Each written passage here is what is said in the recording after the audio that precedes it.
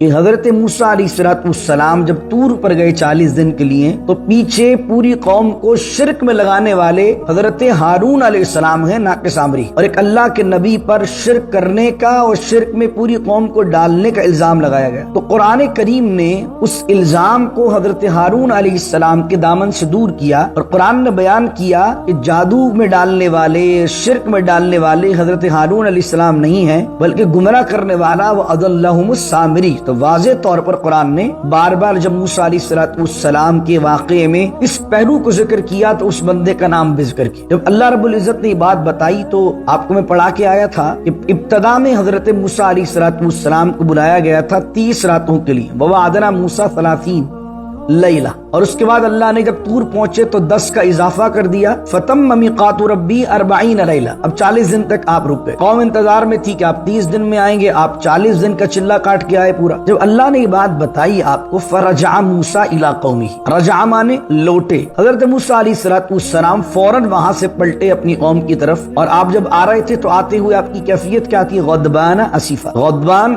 غضب میں تھے، بہت غصے میں تھے، اسیفا اور بہت افسوس کے عالم میں تھے، غصے میں اس بات پر تھے کہ میرے پیچھے رب اشرح لی صدری ویسر لی امری واحلل عقدۃ من لسانی یفقہوا قولی، اللہم صلی علی سیدنا ومولانا محمد معدن الجود والکرم وآلہ وصحبہ وبارک وسلم۔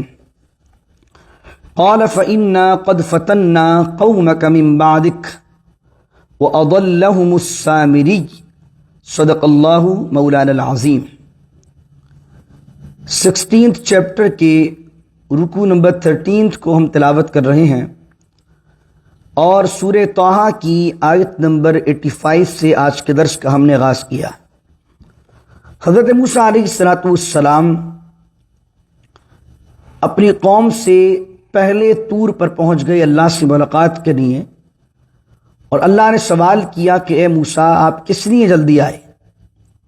تو آپ نے کہا مالک تیرے دیدار کے لیے آیا، تیرے اشتیاق کے لیے آیا، تجھ سے کلام کے لیے آیا تاکہ تو راضی ہو جائے۔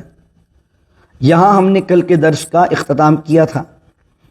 اب اگلی آیت جو آیت نمبر 85 ہے، اللہ کہہ رہا قال فإنا قد فتنا قومك من بعدك، اور ہم نے امتحان میں ڈالا، آزمائش میں ڈالا تیری قوم کو، من بعدک تیرے بعد۔ وہ آزمائش کیا ہے؟ وَأَضَلَّهُمُ السَّامِرِي، کہ تیری قوم کے اکثر لوگوں کو سامری نے گمراہ کر دیا۔ قرآن کریم نے بار بار جب موسیٰ علیہ السلام کا ذکر کیا ہے تو ایک آدمی، ایک شخصیت سامری کا ذکر کیا ہے، اور ہمارے یہاں بھی جادوئی دنیا کے اندر ایک جادوگر کا نام بڑا مشہور ہوتا ہے، سامری جادوگر۔ تو بنی اسرائیل کی روایات میں آتا ہے کہ چونکہ اس سامری بندے کو جادو کرنا آتا تھا یا اس طرح کے کرتب دکھانا آتے تھے، اس لیے اس کے نام سے جادوگر مشہور ہو گئے۔ لیکن یہ سامری کون تھا؟ احادیث طیبہ کے اندر اس کی وضاحت نہیں ملتی ہے مستند روایات میں۔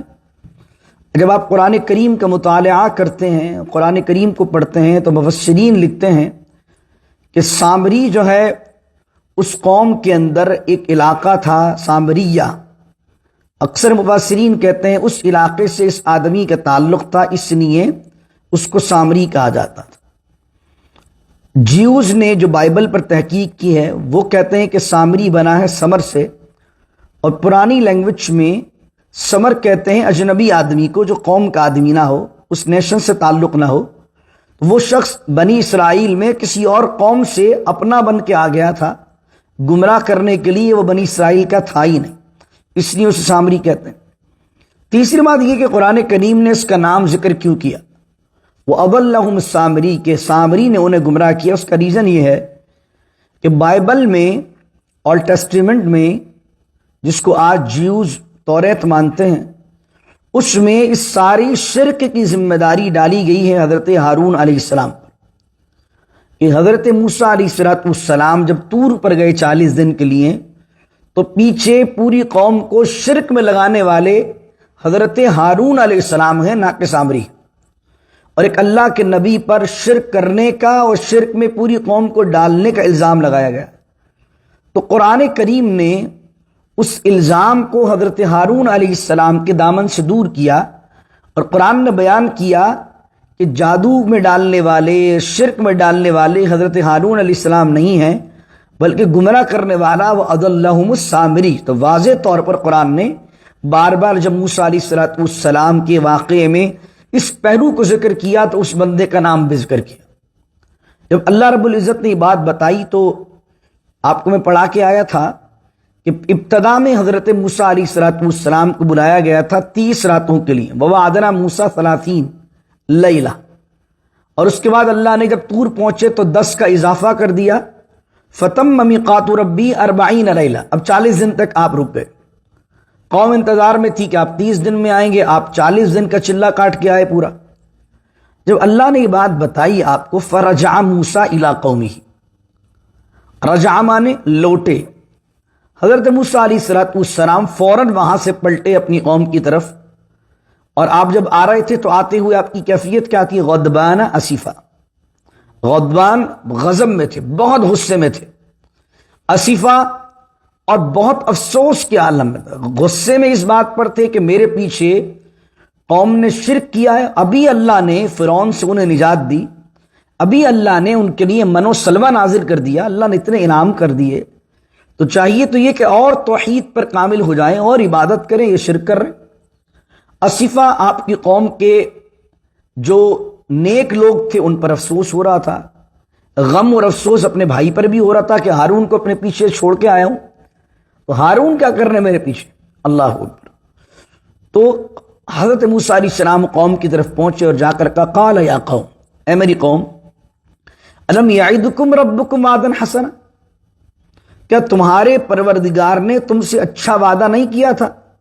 تم سے اللہ نے وعدہ کیا فرعون سے نجات دلائے گا، رب نے تمہیں نجات دی، سمندر میں تمہارے لیے راستے بنا دیے، آسمان سے من و سلوہ کو تم پر نازل کر دیا، تم نے کہا ہمیں احکامات چاہیے شریعت کے، تو اللہ نے توریت دینے کے لیے مجھے طور پر بلا لیا۔ یہ سارے انعامات اور سارے وعدے تمہارے رب نے تمہارے لیے پورے کیے ہیں۔ افطال علیکم العہد، کیا بہت زیادہ دیر ہو گئی تھی، بہت مدت گزر گئی تھی مجھے گئے ہوئے؟ 40 دن کی تو بات تھی، کوئی افطال کیا بہت لمبی ہو گئی تھی، پیریڈ بہت لانگ ہو گیا تھا تمہارے لیے؟ کہ ام اردتم ان یحل علیکم، یا تم نے چاہا کہ نازل ہو جائے تم پر غضب من ربکم، تمہارے رب کا غضب، فاخلفتم موعدی، کہ تم نے میرے وعدے کی پاسداری نہیں کی۔ میں تم سے وعدہ لے کر گیا تھا کہ میں 40 دن کے لیے طور جا رہا ہوں، تم یہاں پر صحیح رہنا، عبادت کرنا، ہارون کی اتباع کرنا، تم نے پیچھے شرک شروع کر دیا۔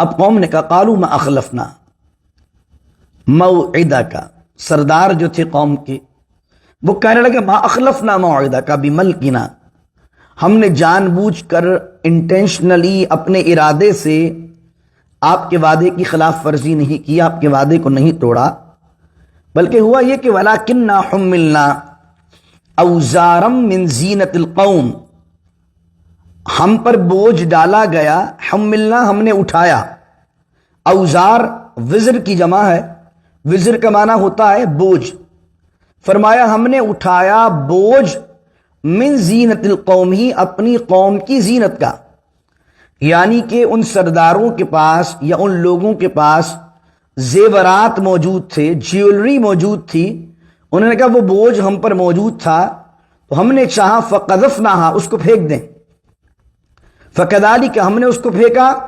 فکذالک القی السامری، اور سامری نے بھی اسی طرح اس ڈال دیا۔ اب اس آیت پر، یہ آیت تو آپ کو اتنی سی لگی ہے 87، لیکن اس آیت پر بہت زیادہ ڈیٹیلڈ گفتگو کی گئی ہے۔ میں اپنے درس کی یہ 3 آیتیں بچی ہیں، انشاءاللہ اس کی وضاحت کرتا ہوں۔ بائبل نے جو اس واقعے کے اندر بیان کیا اولڈ ٹیسٹمنٹ میں، وہ اور قرآن کریم میں کیا مختلف ہے۔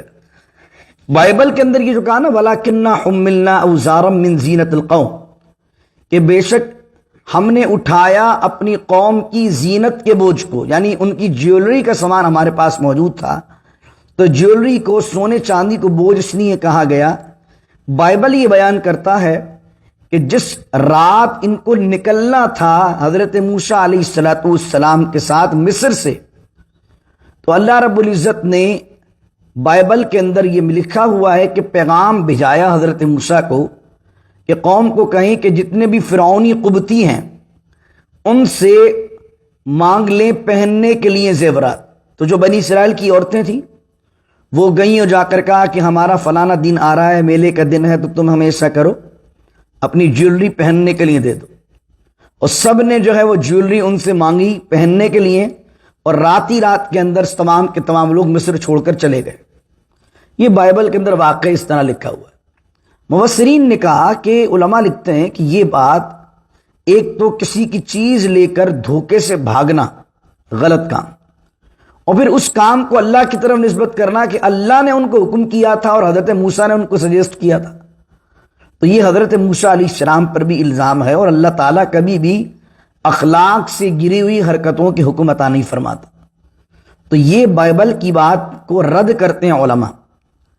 مولانا مودودی صاحب جو تھے انہوں نے لکھا کہ یہ ان کے اپنے زیورات تھے جو اس صحرا میں، اس میدان کے اندر انہیں ہیوی لگ رہے تھے، ان کو بھاری لگ رہے تھے، تو اس وجہ سے انہوں نے کہا وَلَكِنَّا حُمِّلْنَا أَوْزَارًا مِّن زِينَةِ الْقَوْمِ، اس وجہ سے انہوں نے یہ کام کیا۔ لیکن پیر کرم علی شاہ صاحب الحضری نے اپنی کتاب میں لکھا کہ اپنا بھی اگر آدمی کے پاس سونا ہو تو کسی بھی دور کے اندر سونا چاندی آدمی کو کبھی بوجھ نہیں لگتا۔ آدمی ہو سکتا اپنے کپڑے پھینک دے گا، سب کچھ پھینک دے گا، لیکن سونا نہیں پھینکے گا۔ تو پیر کرم شاہ صاحب فرماتے ہیں مختلف اقوال ہیں، لیکن زیادہ صحیح قول یہ ہے کہ جب بنی اسرائیل نے یہ دیکھا کہ فرعونی قبطی لوگ دریا میں غرق ہو گئے، حضرت موسیٰ علیہ السلام کی قوم کو اللہ نے نجات دی اور وہ غرق ہوئے اور ان کی لاشیں اوپر آئیں، تو ان کے پاس جو مال و دولت تھا، جو سامان تھا اور جو سونا چاندی تھا، وہ بحیثیت مال غنیمت انہوں نے سمیٹ لیا۔ لیکن رسول اللہ صلی اللہ علیہ وسلم کا فرمان ملتا ہے کہ صرف میری امت کے لیے مال غنیمت کو حلال کیا گیا، مجھ سے پہلے والی امت کے لیے مال غنیمت حلال نہیں تھا۔ تو یہ جب فرعونی غرق ہوئے تو یہ ان کے جیولریز، ان کے سامان لے کر تو آ گئے، لیکن اب انہیں اس بات کا کھٹکا ہونے لگا دل کے اندر کہ کیا یہ مال غنیمت ہمارے لیے جائز بھی ہے کہ نہیں ہے۔ تو اب وہ مال جو لے کر آئے تھے فرعونیوں سے، وہ مال انہیں بوجھ لگنے لگا۔ اور واقعی لاجیکل اگر دیکھا جائے تو جو بائبل کا پرسپیکٹو ہے وہ بھی صحیح نہیں کہ اللہ کی طرف ایسی بات منسوب کر دینا، یہ ایک بہت بڑی جرت ہے۔ دوسری بات، اپنا ذاتی سونا ہو تو پھر وہ بندہ آدمی اس کو بوجھ نہیں سمجھتا، تو مودودی صاحب کی بات بھی لاجیکل نہیں لگتی۔ لیکن پیر کرم شاہ صاحب نے جو بات لکھی ہے وہ بات بڑی لاجیکل لگتی ہے کہ فرعونیوں سے انہوں نے مال لے لیا، ان کے غرق ہونے کے بعد ان کی لاشوں پر سے اتار لیا، اور جب اب وہ آگے پہنچے تو اب انہیں وہ بوجھ لگنے لگا کہ جائز بھی ہے کہ نہیں ہے۔ تو ہارون علیہ السلام سے انہوں نے مشورہ کیا۔ ہارون علیہ السلام نے کہا بھائی ایسا کرو، یہ جو مال تمہارے پاس ہے جس میں تمہیں شک ہو رہا ہے جیولری کے اندر، اس کو ایک طرف پھینک دو۔ سب نے کیا کیا؟ فقذفنا، قذف کہتے ہیں پھینکنے کو، فقذفنا، جیولری اٹھائی اور سب نے پھینک دیا۔ فکذالک القی السامری، اور سامری آیا۔ القا کا معنی ہوتا ہے کوئی کرتب دکھانا، جادوگر بھی جب جادو کرتا ہے تو القا کا لفظ استعمال ہوتا ہے۔ تو حضرت موسیٰ علیہ السلام کے پیچھے سامری نے کیا کیا؟ کرتب دکھایا۔ کیسا کرتب دکھایا؟ سیکنڈ لاسٹ آیت ہے آج کے درس کی اور اس رکوع کی۔ فَأَخْرَجَ لَهُمْ عِجْلًا، تو اس نے پہلے تو یہ کیا کہ وہ جو بھی سونا یا چاندی تھا اس کو پگھلایا، اس کو میلٹ کیا۔ جب وہ میلٹنگ فارم میں آیا تو اس کو ڈھلا کر اس نے اجلن کہتے ہیں بچڑے کو، اس نے گائے کا جو بچہ ہوتا ہے اس کو بچڑا کہتے ہیں نا، اجلن ایک گائے کا بچہ بنا دیا۔ جسدن، اور کیسا بنایا؟ باقاعدہ ایک پورا جسم اس کا تیار کر دیا۔ جسد مانے جسم، اس نے ایک بچے کا اس سونے سے ایک جسم تیار کر دیا۔ اب اس نے کیا کیا؟ اس طرح ٹیکنیکلی بنایا کہ اس کے جسم میں بہت سی جگہ اس نے سوراخ کر دیے، ہولز کر دیے۔ اب جب ہولز ہو گئے اور اس نے ایسی جگہ پر اس بچڑے کو سونے کے رکھ دیا کہ اگر ہوا آتی تھی تو ان ہولز سے نکلتے ہوئے اس کے منہ سے باہر ہوا نکلتی تھی، جس کی وجہ سے اس کے منہ سے کچھ آواز آتی تھی کچھ کہنے کی۔ یعنی اس طرح ٹیکنیکلی بندہ کچھ چیزوں کو بنا لے کہ ہوا جب ایک جگہ سے گزر کے دوسری جگہ سے نکلے گی تو ہو کی طرح کوئی آواز آئے گی، کوئی چلانے کی طرح آواز آئے گی، کچھ نہ کچھ ساؤنڈ پیدا ہوگا۔ تو قرآن کہتا ہے لہو خوار، خوار کہتے ہیں اس ساؤنڈ کو جو کسی بچڑے کے چلانے کا ساؤنڈ ہوتا ہے، تو اس کے اندر سے وہ ساؤنڈ آنے لگا۔ فقالو، تو ان میں سے کچھ لوگ جو پہلے یہ کہہ رہے تھے کہ کوئی بت ہونا چاہیے، ان قوم کے لوگ کہنے لگے ھذا الہکم، یہ ہے تمہارا خدا، وَإِلَٰهُ موسیٰ، اور یہ ہے موسیٰ علیہ السلام کا خدا۔